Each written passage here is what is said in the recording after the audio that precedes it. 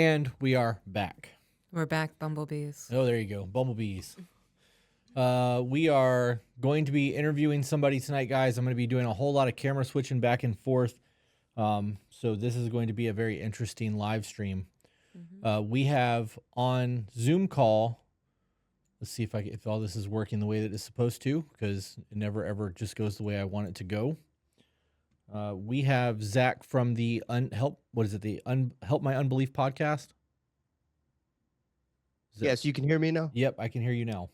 Okay. Yeah, Help My Unbelief Podcast. Yep. Okay, so what is it exactly that you're doing with your podcast? Okay, we are a Christian podcast. I'm a Christian, but we specifically target people that don't believe in God. By target, that's our target audience. That's who we want to listen to our show. We do it a little different. We're not our primary goal isn't to get people to convert to Christianity. That's not our goal. Our goal is to create an environment that is suitable for Christians and people that don't believe the same thing as us to coexist. So that's what our tagline is: the #1 Christian podcast designed for the unbeliever. Okay. So with your podcast, because I do watch a lot of your clips on YouTube, on TikTok. I actually found you there, I think, when you only had like 10,000 followers on there. You had a conversation with somebody that wasn't like a typical gotcha Christian type of TikTok content. And I know that like we do content where we do talk about our faith, but it's not a force it down your throat kind of thing. So when you're having conversations with a non-believer or somebody who has faith that just doesn't have it as strong as they would like, what is it that you're looking for to have content that is going to benefit other people that might be going through that? Does that make any sense? Did that anything that I say just resonate? Yeah. So do you know what Christian apologetics is? I mean, by the sound of the tone, it would be people who are ashamed of their Christianity and they apologetically, Well, it's basically Christian apologists are people that go out and they're seeking debate with people that don't agree with the same thing that they do.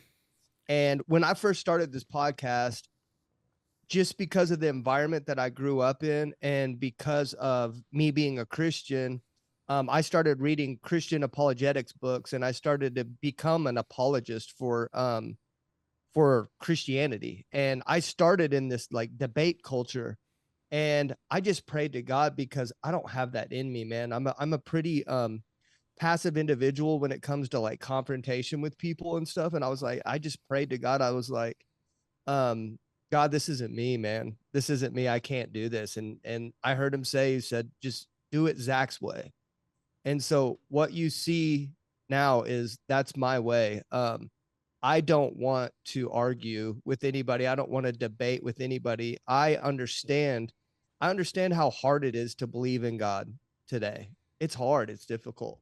And so I approach it with love, if that makes sense, more than anything.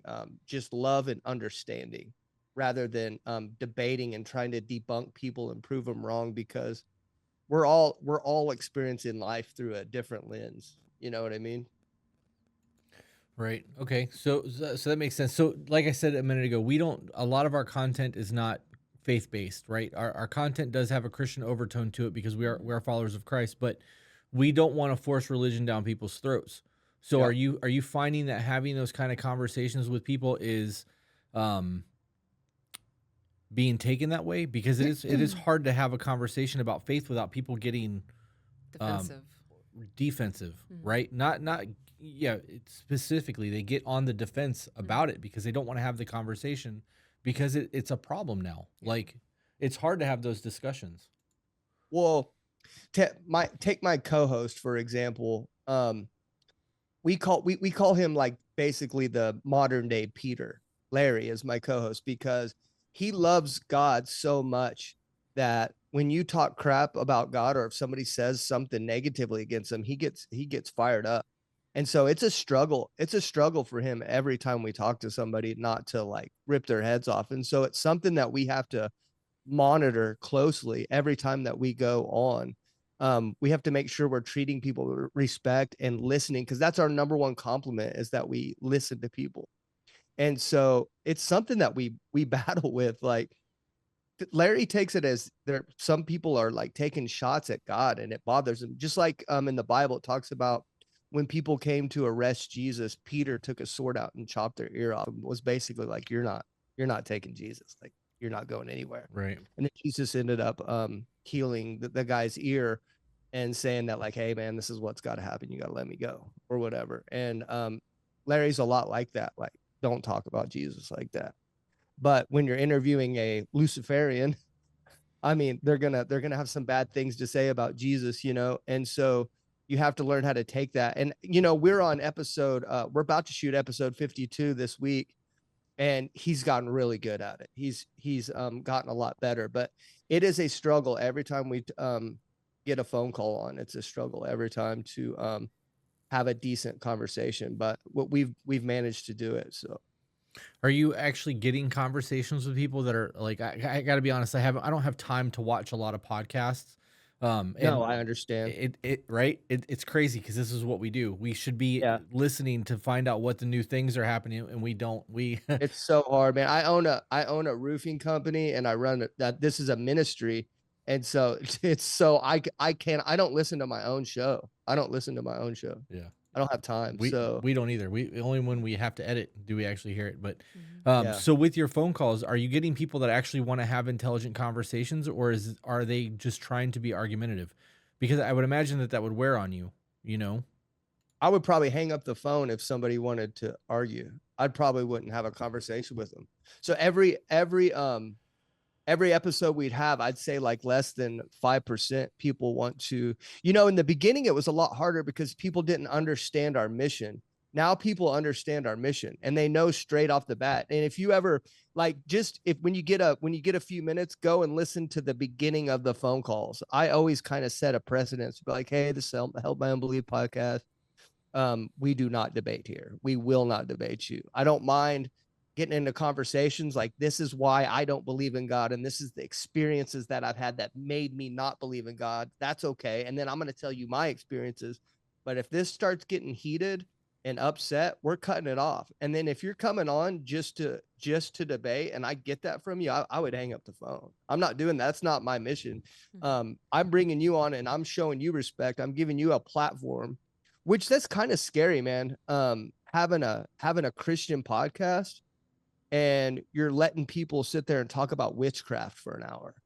That's so scary. The thought of maybe one of your followers, or you leading a Christian into witchcraft, or Luciferianism, or Satanism, or anything like that, or atheism, or, you know. So I take it as like, I'm giving you the respect of coming on my show, and I'm going to listen to you. Then you're going to give me the respect of showing the rules, or you're not going to be here. But I haven't had that problem, but that's what I would do if that happened. So You don't do your podcast lives, right? They're all pre-recorded. Pre-recorded, yeah. Yeah. I mean, that makes sense. At least that way, if it does go that way, you can end the call, and it's not something that you have to really worry about. I think that the reason that I wanted to do the Zoom call is because it's important that we are able to have these kind of conversations with people that we don't agree with or don't see eye to eye on, so that we can have an honest conversation, right? And like I told my cousin, I mentioned this on the previous live stream that we just ended, that I told him that I found my faith again, after not talking to him for like 10 years, and he was kind of blown away by it because he's never known me to be that person. Ironically enough, every time he's been in my life, I have not been on my walk. Like I've turned my back, or I've stepped away from my faith, and like there are times that. This is going to sound really stupid, knowing what people like Paul went through, right? Like they were imprisoned and beaten and like almost killed because of their faith. And here I am, like having a bad day, and I'm mildly inconvenienced. And I'm like, God, why are you doing this to me? Right. So like I've had my shortcomings in my faith, and I've walked away, and I've come back, and like, I guess just it is what it is. But I laid that out for him, and he was very understanding and wanted to have a conversation with me, even though he doesn't agree with it. And I wasn't trying to save my cousin. I wasn't trying to bring him onto my team. I just wanted him to understand where I am in my walk of my life right now. And him being able to have an open conversation with me about it is how we both grow, because now he knows where I am, I know where he is, and we have a base expectation of how we are going to treat each other based Yeah. off of that conversation. And if we can't have those conversations and we're not going to be able to talk to each other, we're never going to grow. Nobody's going to ever evolve. People are not going to be able to trust one another. Like, that is necessary for growth. And I like what you're doing with your podcast. I think that you being able to have a conversation with somebody with your faith based off of their faith and just have an honest discussion, maybe there is a possibility that somebody might find common ground and go, okay, this makes sense. I can, if nothing else, they can find something that is morally valuable in the conversation and go, that's something that I could add to my life that could benefit my life. And that could be a single step that brings people to Christ. It could be something that just makes people's life better. Like, I think that's important to have those conversations. It is a benefit, and it's benefiting everyone. Yeah. Hey, I'll tell you this, man. I hope I'm very open about this, because I'm not trying to be sneaky, because I'm not pushy about getting people to convert or anything like that at all. I don't know if what we're doing is going to help people come to know Christ, but I know for dang sure what Christians are doing now isn't working, Right. not working at all. So I knew that, I saw that, and so I knew something had to be different. And I hope that people do come to Christ. I can tell you this, man, we're ministering to the toughest group of people on the planet, that even if we do plant a seed and they start to think about it, there's so many hoops they have to jump through. Right. Like, we're talking about people that post content trashing on God every day, so and they're using their own intelligence to put this out. And if they decided okay, I'm going to give this a shot, there's a lot of hoops they got to jump through to start believing again. But I wanted to actually, when I followed you guys before I knew you were Christian, and I was skirting through TikTok one day, and I came across one of Peach's lives, and I love the way she approached to announcing her faith to that live. There was like 1,100 people in there or something. And she just very elegantly and politely said, Chris and I, we've decided to devote our lives to Christ. That's what we're doing. If you don't, that's fine. But this is what we're doing. And then she just moved past it. And I was like, I love that, man. Like, you don't have to, you're still professing your faith, but you're not like just cramming it down people's throats. It was really cool. And I remember just like, I was so pumped up when I heard her say, I started screaming, and I was like, yes. Yeah. Those small things go a long way, and trees don't grow overnight. So you plant that seed, it may take years for it to come to fruition, but it will come to fruition eventually. And sometimes it's not going to be until people are later in life. You know what I mean? Sometimes God has to show himself to somebody for them to really get it. Yeah. And maybe that's just not the right time. And in some cases, some people have to go through a lot of really bad things to get to the point where they can actually walk the walk and not just talk the talk. I know that my struggles in life and everything that I've gone through, all of the horrible things, got me to a point where I can talk to people who are currently going through those things from a place of understanding, and then I can have a real conversation with them. It's no different than a gentleman that we had on the podcast, Matt Bell. He's a recovered addict, 17 years sober, and 7 years sober, 17 businesses, 7 years sober, but he's able to talk to addicts, and he's able to help them with recovery because he lived that life. It's not just somebody who's had a perfect life going, hey, you should be like me. Drugs are bad. Yeah. Right. So that's one of those things. And if I had to suffer to get to the point where I can minister to others, then I was capable of that suffrage. Look at where I am. So I was able to withstand that. I think that that's important for people. And our podcast is not about cramming it down people's throat either. I want to have that conversation, but I'm not going to change who I am because I'm reaching people that the church otherwise wouldn't. So is she. The way that we talk and the way that we look, there are pastors out there, pastors that are not going to be able to reach those people because of the way that they talk and the way that they look. And if people go, I can resonate with these two and what they're saying looks peaceful, and maybe they pick up their Bible and they have a discussion about it, or they say a prayer that night. That little step could lead to the next step. And we're living by example, not just preaching the shit. It's a big deal to me. How we minister to people is through our actions. Our words have very little to do with it because everybody's so full of shit. I don't normally cuss. That's I try okay. not to cuss. We do. I consider myself like a Christian leader. Right. Well, I don't consider myself that, but no matter how you look at it. And so I don't like to cuss, but I mean, most people are full of crap. Right. Right? Most people are full of crap nowadays. And it's unfortunate because that's just the truth. Like me personally, I'm going to assume that you're probably lying to me if I don't know you. Right. Like right off the bat, I'm just going to assume that I'm going to be trying to figure you out, you know? But what you can't lie about is your actions. Your actions you can't lie about. I want to see people living out their life for Christ. And that's what I'm saying. Tattoos and all that stuff, it doesn't matter.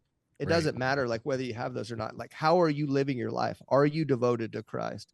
That's what people want to see. You know, I saw a video that broke my heart, and it just kind of proved my position and in this ministry of what I want and why I want to continue. It gave me encouragement, believe it or not. But I saw this video where everybody's talking about the rapture. I'm sure you've heard about the rapture, Of right? course.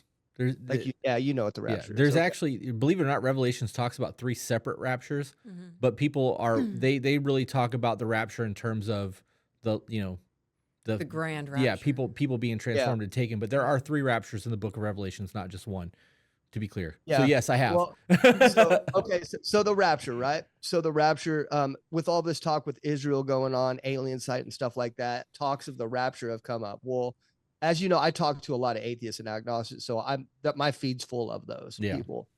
And all of them are posting videos about the rapture, and they're like, I really wish the rapture would hurry up and come along because I don't want to be here with you anymore. Wow. And that broke my heart, man. And it's because, like, you know, Christians can take a prideful stance on that and say, well, good, I don't want to be around you either. But truthfully, how did we get here? I look at that and say, how did we get here to where atheists don't want to be around us anymore? And I think it's because we're a bunch of haughty assholes now, Christians are. Right. And they have a reason to not want to be around us anymore. And the reason why a lot of them aren't following Christ is because the example that you set out for them. And that's something that we have to look at. Yeah, some of them, I mean, they're full of excuses and all that good stuff. I'm not saying that it's all Christians' fault, and I totally understand that. But I think we have to look at it and take some accountability on some of it and change the way we act towards them. So how did we get so far from Jesus saying the way to ensure our way to heaven is to love one another, to love the neighbor, right? Like that was his first commandment to us. People started it was using the love most as war. important commandment. Right. And now we just can't simply just get along with people. It blows my mind that that's a thing. I actually think about the whole rapture thing quite a bit. And, you know who Perry Stone is? No, Okay. hold on. I'm going to look him up, though, because Okay. I might know him. I'm not good with names. Okay. Perry Stone is, he actually has done a lot of studies on the book of Revelations. And he is somebody that I've referenced in the past that it was able to help me understand the book of Revelations quite a bit.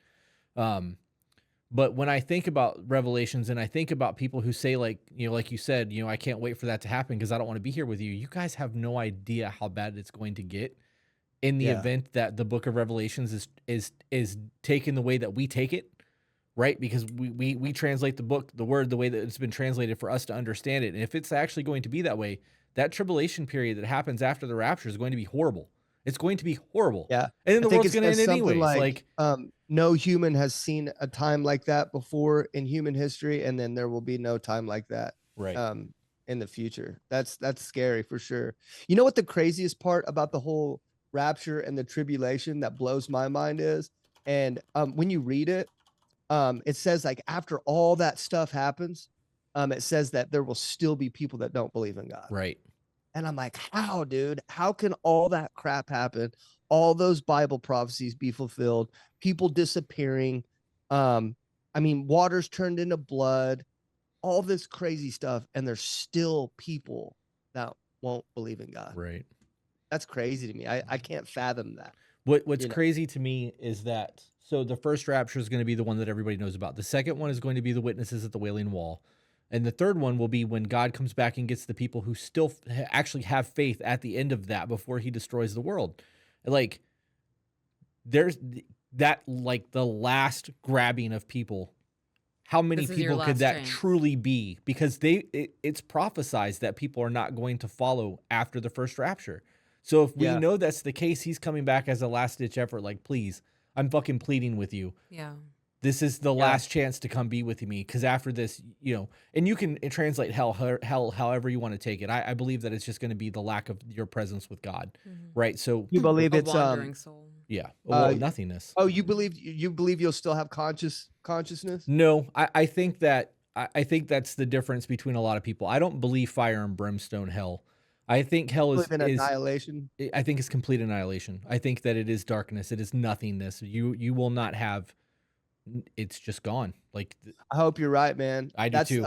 That's something that has been killing me lately, because I love these people that I minister to. I hope I'm not going to cry like a little. That's like a okay. little- You can cry. We cry here. It's not a podcast till Peaches cries. I love these people, man. I love these people that I'm ministering to, and if what I believe in is true, I don't want to see them go to hell, man. Right.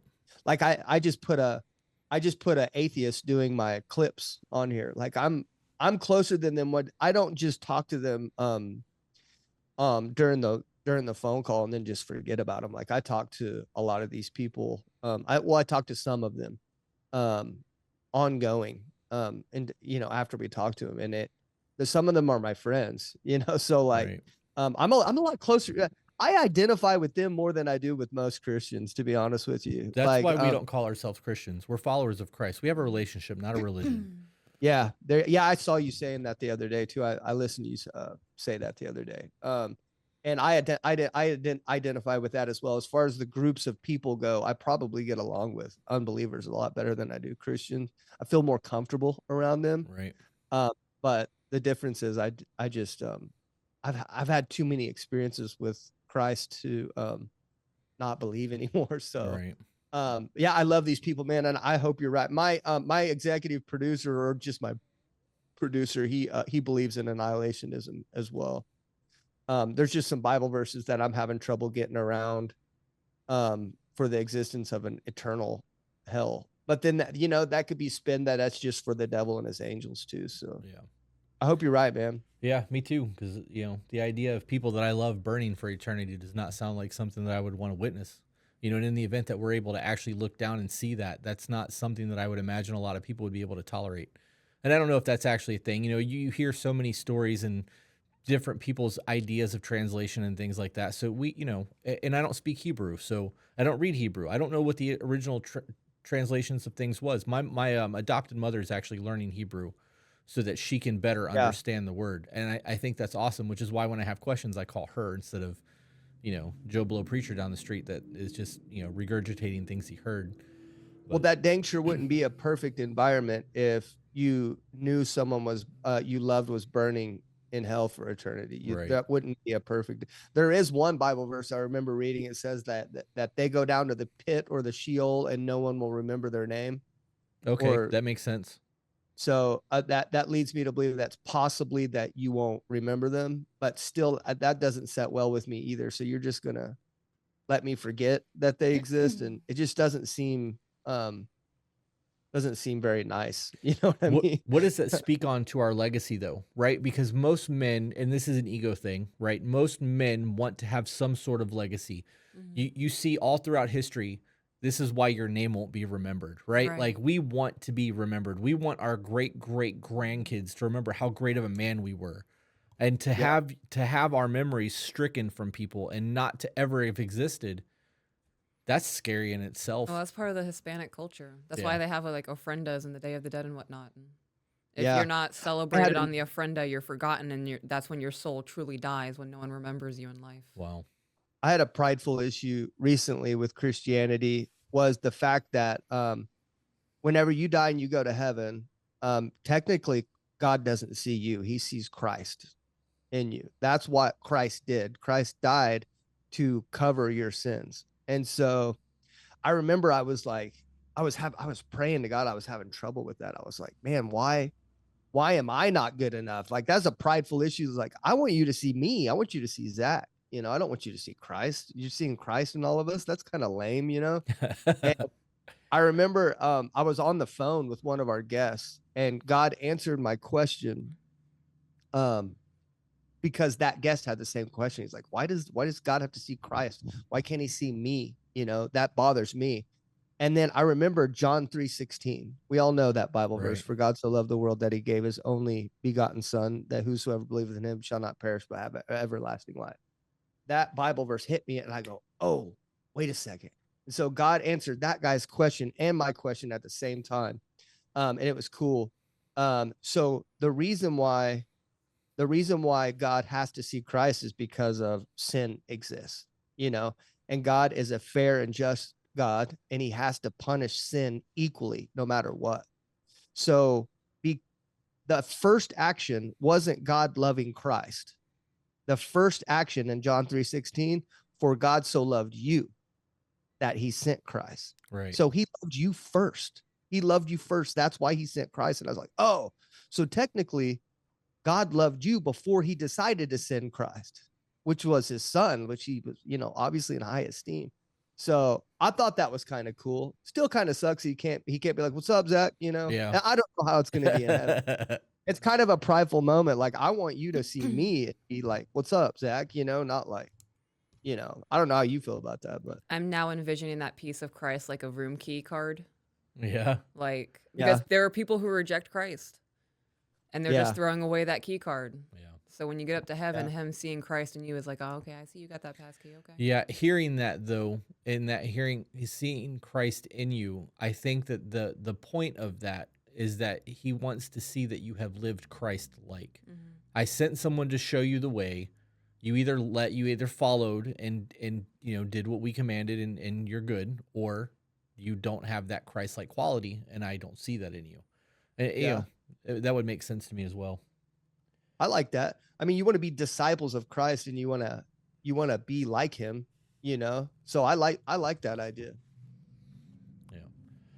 I really only wanted to get you on for a little bit. We only do these live streams for like an hour, and I would like to do Q&A with our patrons, but I wanted to get a feel for you. And this is kind of like just a quick way for us to communicate, not being on text message.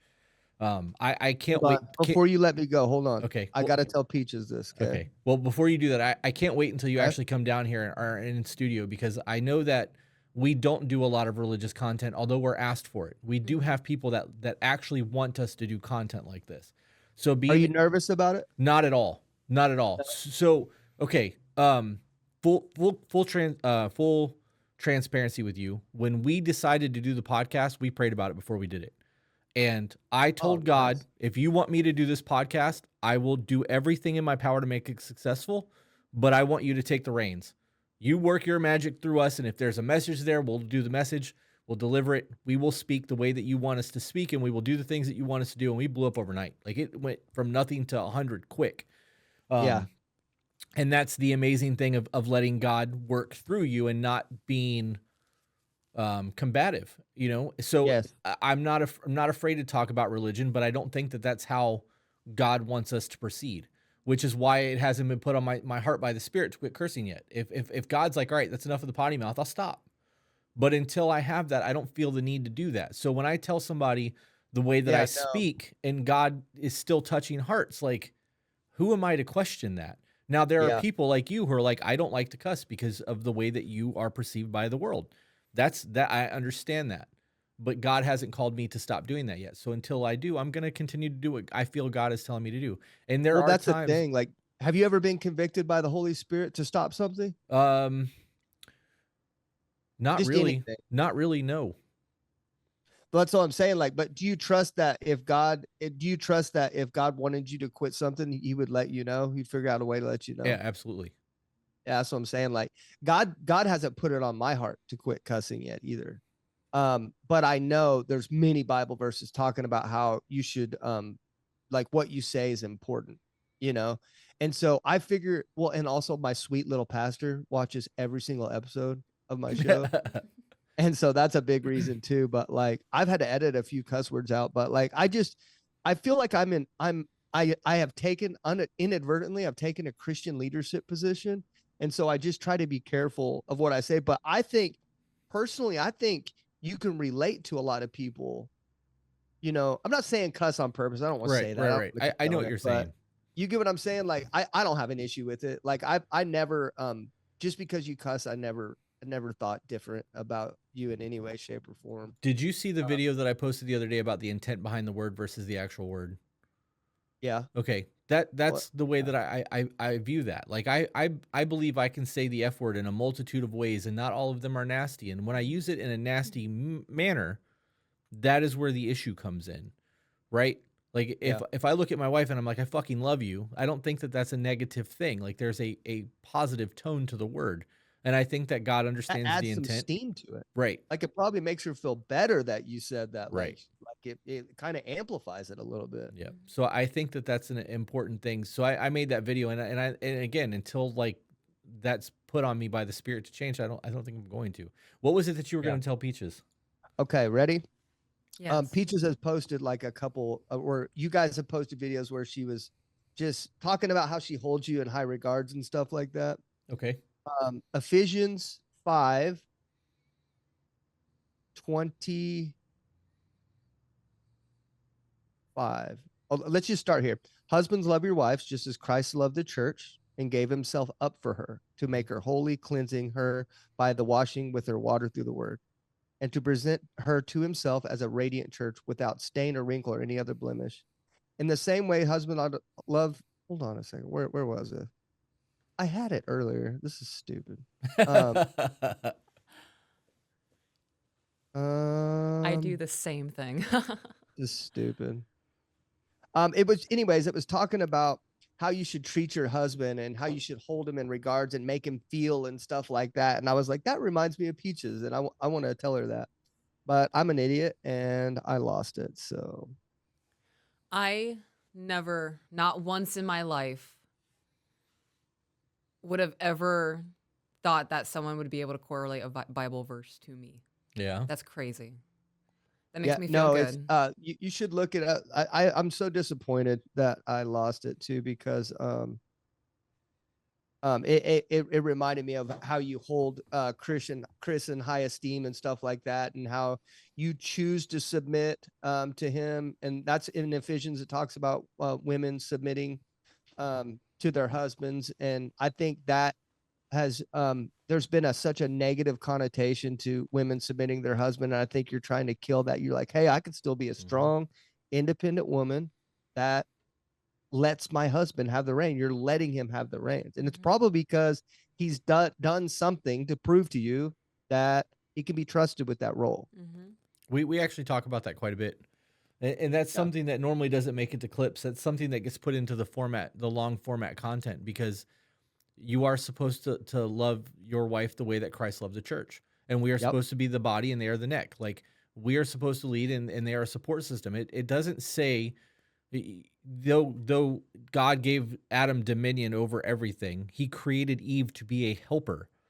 And when Adam had Eve and he was given the task to name all the animals, God gave Adam Eve. Adam stepped his game up and named the animals. Like, he needed that companion and that helper. God saw that, and he gave us a woman. Like, so it's, even though it's my duty to lead our household spiritually, which I think that I've taken that role kind of nicely. I gotta say, I've got our she's 4 now. Our 4-year-old is saying prayers with us now. She's actually leading prayer, which is praise God, right? And our son is doing very well at finishing it. Yeah. They're learning how to talk to God and have conversations with him, which happened very quick. Dude. Like 4 or 5 times of praying before school, and they got it. Like, so they're and like, you can see that they're happy doing it. There's a joy there. It's not like it's being forced. We start to pray and she takes over, and I'm like, yeah, you do you know. Let's go, dude. That's cool. But that ability to lead comes down to her trusting my ability to lead, and she is able to lift me up in a way that postures me to be the head of my house. I am the tip of the sword. And when I am too tired, and as it says on our shirts, when I'm too tired to wield my sword, she will pick up my shield and hold it for me while I rest. There is a lot that comes into that. And I could not do what I do if I did not have a strong woman beside me to be my teammate. Yeah, I leveled up. I leveled up when my wife came in the picture. And I tell her sometimes, I was like, I've had all these naggy women that just gripe and moan at me all the time and stuff like that. And then I marry my wife. And she's like, I trust you. Whatever you say goes and stuff like that. I was like, this shit is way harder this way than the other way. I wish you would just nag at me, because whenever someone's nagging at you all the time, it's like you're expecting me to fail. Like, because you're always nagging at me and telling me all this negative stuff about me and stuff like that. And so I've just always expected myself to fail. But when you're saying, I trust you, whatever you say, just run with it, that is scary shit, man. Yeah. Like, being the head of your household, that's scary, man. But I've leveled up with my wife because of her attitude or aura and how she presents herself to me. It's been a game changer for me. Everybody needs a woman like that in their life. Every man needs a woman like Peaches and my wife, Angela, in order to be successful. Yeah. I believe that. So our Discord chat is saying Ephesians 5:22. Is that what you were looking for? 5:22. Let me see. While you pull it up, I actually want to touch on that. That leadership thing and the responsibility that comes with being the decision maker is difficult. And knowing that in the event that something actually happens, I'm the one that's to blame for it, right? And if I didn't have my faith and have somebody bigger than me to rest my problems on when those problems are coming, I wouldn't be able to effectively lead us, which is why we've also said on the podcast that a woman should not submit to somebody who does not submit to God, because you have to have somewhere to dump that. Nobody is, it's like Atlas holding the world on your shoulders. You're not Atlas. You're not that guy. You will never be that guy. You need to be able to unload that. Sometimes you unload it on your wife. Sometimes you give it to God. Sometimes you bear the weight. That's just the way that's supposed to go. But yeah, I never give it to God. I'm a control freak. Like, yeah, I'm still learning how to do that. You need to give your podcast to God, bro. That's what we did. It blew up. Yeah. Well, really the beginning of my podcast is kind of a crazy, story. I'll just give you like a short version. But in the beginning, God gave me the name, the Help My Unbelief Podcast, a year before it started. And he had me write it down in a notebook paper, right? And I wrote it down in a notebook. And then I just always remember the name. I thought it was a really cool name. And then a year later, I was walking at a park and I hear God told me to take my headphones off. I run every morning. Yeah.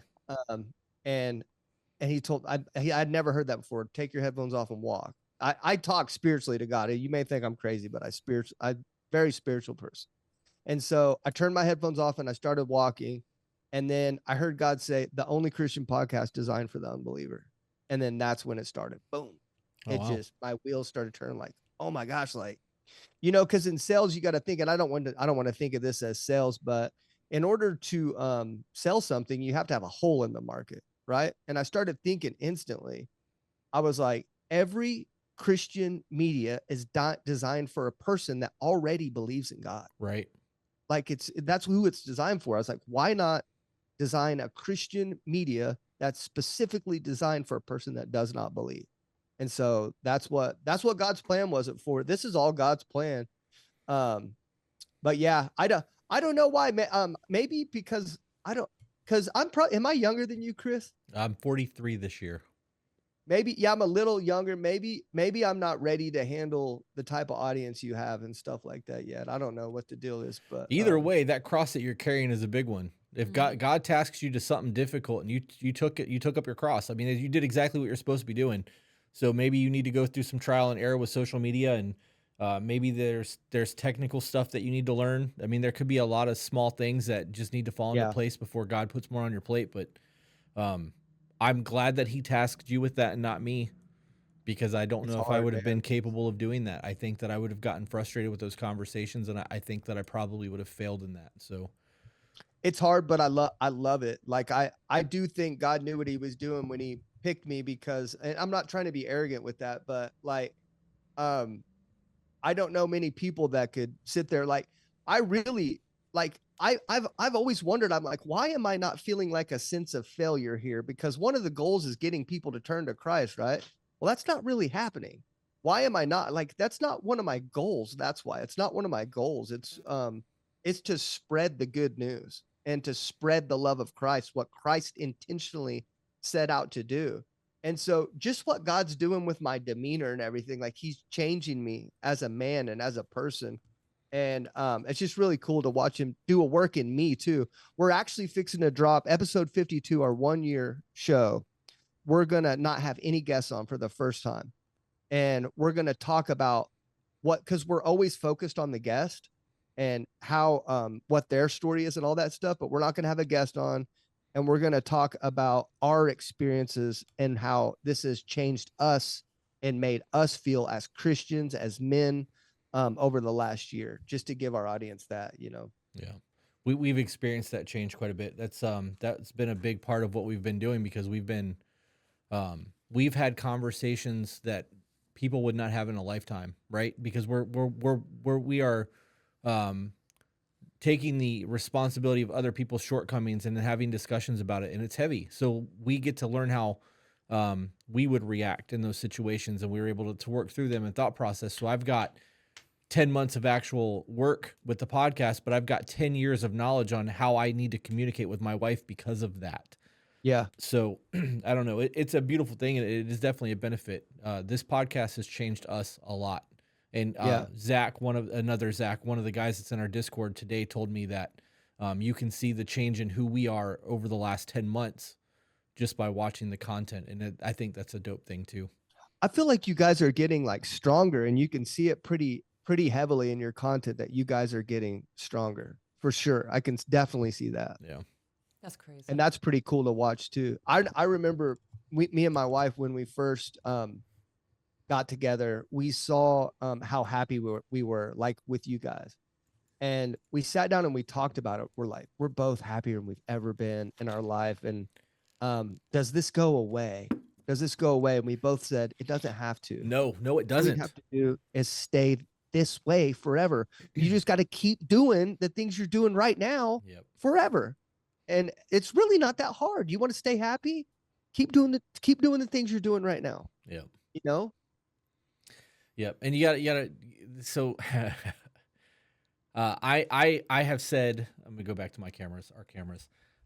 I have said in one of our Patreon videos early on that I believe that God put Peaches in my life, right? Because he had a plan for me. He had a plan for her.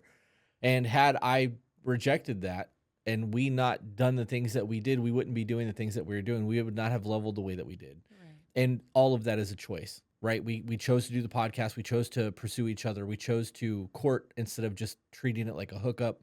Like there was decision after decision after decision, and none of that happens by just because.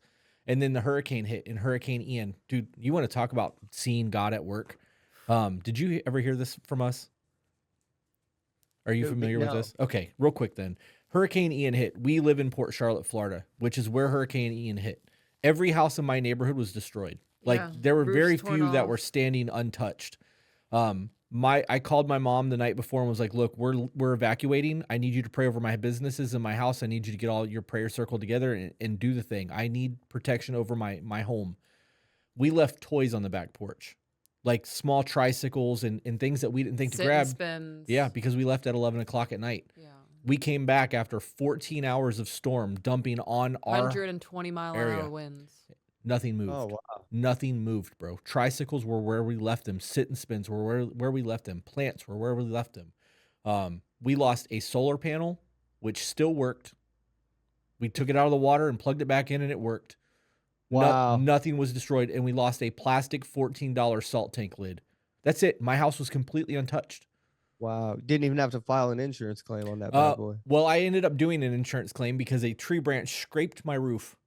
And it messed up a couple of my shingles, and it was free roof. So yes, everybody was getting a roof anyway. Your rates were going to go up anyway. You may as well just do it. They did, and so I got my roof. But God didn't. He didn't destroy. The house was unscathed. Sacred Rights, my tattoo studio, was unscathed. 2 of the other businesses lost the roof and got completely wrecked. But I think that needed to happen because that created the leeway for us to move everyone into one building. And then it gave us the free time to create the podcast. And without that, I would still be working. I would be building other tattoo shops, and I would have not found my faith again. I would not have pushed for the podcast. Like, none of this would have been into fruition without that storm. God gets what he wants, man. Yeah, one way or another. He does. That's why I said, like, at one point I was working for a multi-billion-dollar company. Well, I mean, I wasn't making right. But you were working there, right? Yeah, I was working at a multi-billion-dollar company, and it was just a go in, drive a truck, go home at the end of the day, and I was happier than I've ever been in my life. And I told my wife, I was like, I'm gonna stay here forever because like our family's great. I know what I'm making every week. I go in, I know what I got to do. Life wasn't stressful.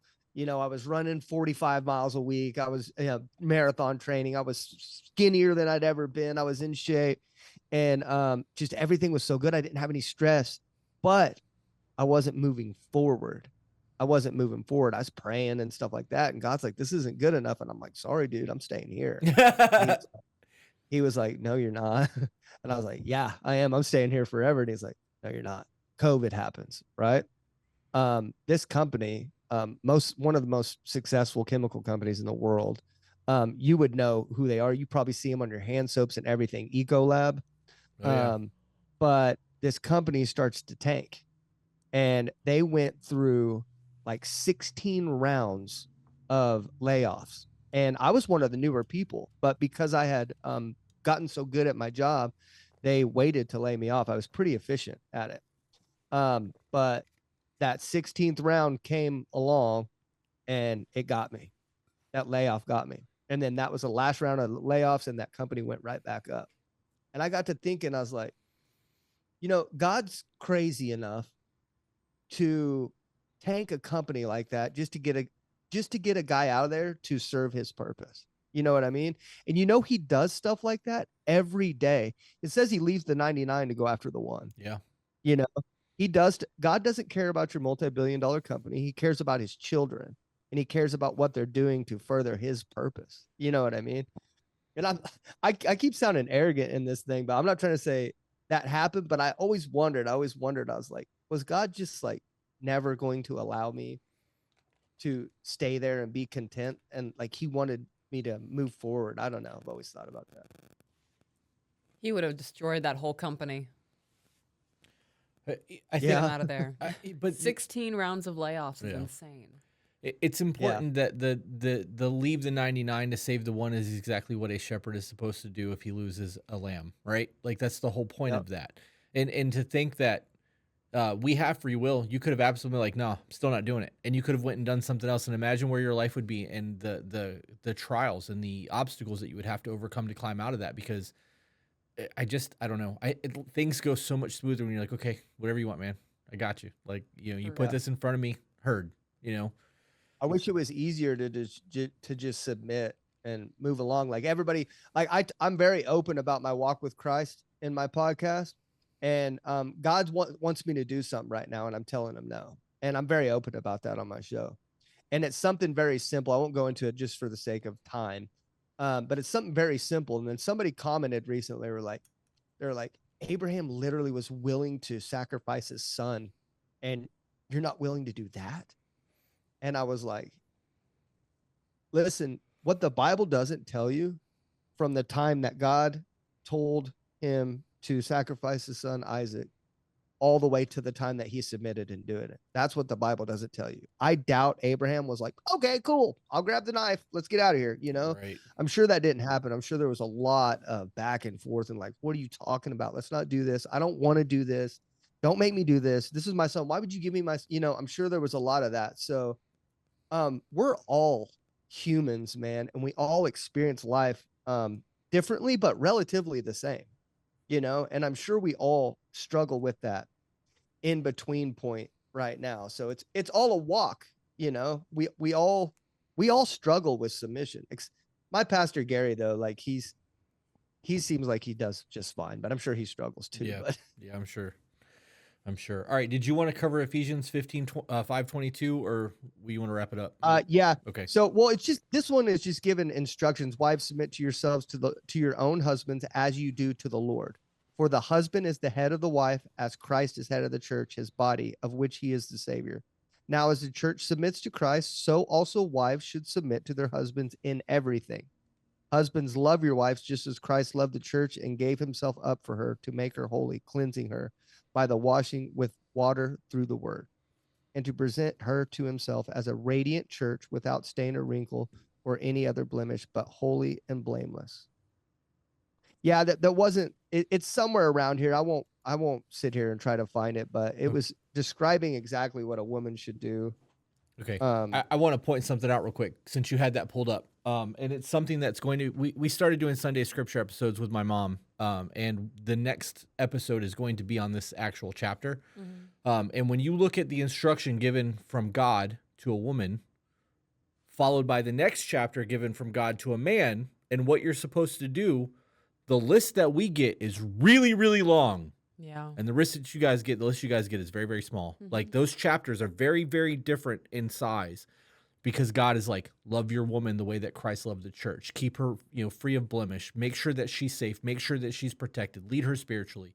He's giving all these instructions to a man that's like, I'm going to tell her to submit, but you have to be this guy. And if you can't be this guy, don't expect her to submit to you. Yeah. Yeah. Well, it's actually, I mean, even the one that says, love your wife as Christ loved the church, right? Everybody wants to talk about the woman submitting to their husband, but listen to what it has for the man. It says for the man to love his wife as Christ loved the church. Christ laid down his life for the church. Okay. And some of you men won't even pick up a couple extra hours at work to pay your electric bill. Yep. Make sure your electric bill's paid. So if you're not doing that and expecting your wife to submit to you, I don't blame her. I wouldn't submit to you either. I wouldn't tell her to. I'm not going to submit to somebody that's playing Call of Duty rather than taking extra hours at work to pay an electric bill. You know what I mean? Like, you can't just say, hey, submit to me. I've never once told my wife to submit to me, ever. She has made that choice herself by my actions. That makes sense? Yes. She's over there nodding her head the whole time you were talking. I had you pulled up on the screen because I'm trying to make sure that this will be an easy edit for Steve. But yeah, and that's just it. That everything that we have that's a gift. That submission is a gift. I would have not gotten that from Peaches if she would not have believed me capable of being that guy. Like, and like you said, I would rather break my back every day coming home bleeding, exhausted, sore than to have my wife get her hands dirty, unless she wants to garden or she feels the need to get her hands dirty. Like I want that life for her. We were talking on the previous episode. My biggest flex in life is knowing that the only thing she has to worry about is dinner and the kids. And it allows her to be a mother, to do what God intended her to do, and she's able to do the things that make her happy. I'm happy in knowing that I'm able to do those things for you. Like that brings me satisfaction, right? Like that's the whole point of. That's my purpose. Yep. I love it. I love it. It makes me feel fulfilled. It makes me feel whole. Like I said, there's a lot more pressure. That's a lot more scary than the other side that we're talking about. But I love it. It's my purpose, man. Yeah. I wouldn't want it any other way. Yeah. At no point was God like, hey, it'll be easy. Just do this. Right. Yeah. He told Adam when he created the garden, like, you're going to tend this. I'm going to give you dominion over this. You're going to have to work and be fruitful and multiply and do the things. He didn't say, Adam, I've created this great environment for you. Go be lazy. I haven't found that yet. So if you find the scripture, please let me know, because I would love to be lazy from time to time, but I have not seen that yet. So no one in the Bible had an easy task, including up into our most notorious leader, Jesus Christ. At one point, he was in the garden and prayed to God. It was like, hey, bro, if there's any way we can if there's any different way about this that we can go, let's make that happen. Right. He knew it was coming. He was met with silence. Yep. And so Jesus knew what was going to happen to him, and he had a human moment, and he was like, if this cup can pass for me, dude, let's just move on to something different. And there wasn't. And so everyone in the Bible had a tough life and challenges they had to go through. I think about that. Thank God, because I'm a weenie, I want God to make me tougher. I think about that a lot. I think about what happened to John the Baptist. I think about what happened to Paul and all of that, and the torture that some of those people went through. And I'm glad that you didn't call me to do all that, because I'm an American. I've got air conditioning and internet, and I don't know if I could have handled all that. Not sure I'm that guy. It's crazy to me. I don't think so either. Just like Paul, just like you said earlier, a minor inconvenience. I'm out there screaming and mad, and then you go read in Acts, and it talks about Paul being imprisoned, and he was worshiping God. And the prison at that time, I don't know if this is true or not, but I've read that prisons back in that day was like in the basement of these facilities, and they were in the sewage. And so they would be up to their like knees in sewage, and they'd be chained to a wall. And Paul was worshiping God, and then that's when the angel came and broke him free out of there. So it's a good example of whenever we're in troubles and trials that we worship. That's how we break free from that. Right. But it's I don't know. also I'd have crazy been to think complaining that the whole time. Paul said that it says that Paul was given lashes 40 minus 1, because 40 lashes they thought would kill you. Like the trauma would be too bad and you would die from it. And Paul had that happen to him more than once, and he was imprisoned. He was imprisoned more than once. Like that was his existence. And like, I get it. I kind of get it. Like God was like, all right, you kind of did a whole bunch of bad shit, so you're going to follow me. And this is, you just kind of bad shit's going to have to happen to you for a little while, but that's wild to me. I'm glad that wasn't my calling. Also, real quick, before we wrap this up, what do you think of The Chosen? Have you watched The Chosen? So I've watched a couple of the seasons of it, and so here's my problem with it. I love it, and I like that I've read the Bible before, and I like that Chosen fills in these little unknown areas with these cool little caveats. Right. And I love that they do that.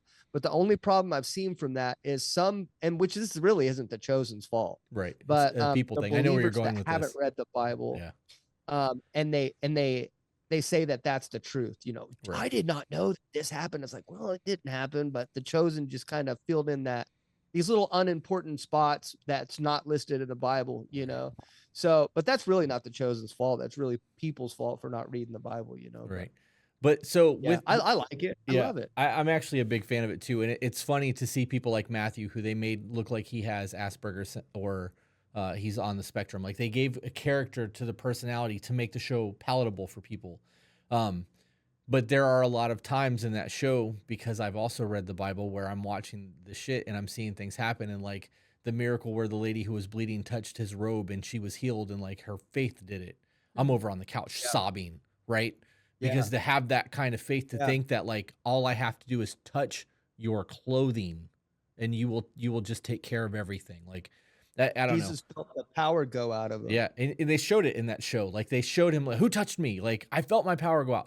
Anyways, I'm a super big fan of that show. We ended up donating to the 4th season of it to make sure that it gets released. And I love it. I love it because it does add a different thing to, and there's people that would never read the Bible that would get a gist of what the Bible is. But that would be my only complaint about it. But that's not the Chosen's fault at all. Just because there are some people that have issues that have a really hard time with reading. Mm-hmm. And so with this, I'm glad that people get to know, everyone's going to getting an opportunity to get to know Jesus. And I feel like it does a really good job of letting Jesus's character be known. They're even like a little more where you can read the Bible where Jesus talks to people and he could seem like he was kind of harsh. And I like how they clean Jesus's character up a little bit to be kind of firm, fair, and consistent rather than just straight up harsh. Yeah. So I like that they do that. Yeah. All right, dude. It's been an hour. We went 30 minutes longer than I intended to. Sorry. I'm a talker, man. Yeah. That's okay. We're going to wrap this up. Is there anything that you want to depart on our listeners before we wrap this up tonight? If you're Christians, love everyone with the love of Christ. And if you're not Christians, I love you. There you go. Good one. All right, brother. I'm going to let you go. I'm going to go ahead and end the Zoom call, and we will, I'll text you probably tomorrow. We'll catch up. Okay, brother. Talk to you soon. All right, good night. Have a good night. Have a good one. Bye, Peaches. All right. Okay, well, I hope that you guys enjoyed that. We only have 41 people. We did not have a whole lot of people listening to us tonight, so I don't know if that was a good night to do this, or maybe just the people who needed to hear it heard it. People didn't want to listen to religion content for the night, but I hope that you guys got some sort of value from that. I did try to check over every once in a while to look at the chat. I do see that there are people interacting in the chat, so I appreciate that. Mm-hmm. I gotta be honest. I just kind of want to wrap this up and go home. Yeah, I'm tired. Yeah. Okay. Thanks for joining us, guys. I'm glad that you were. Oh, look, I can skip the ad. I'm glad that you guys joined us. I hope that there was value there, and I guess we will see you guys on the next one. Have a good night, guys.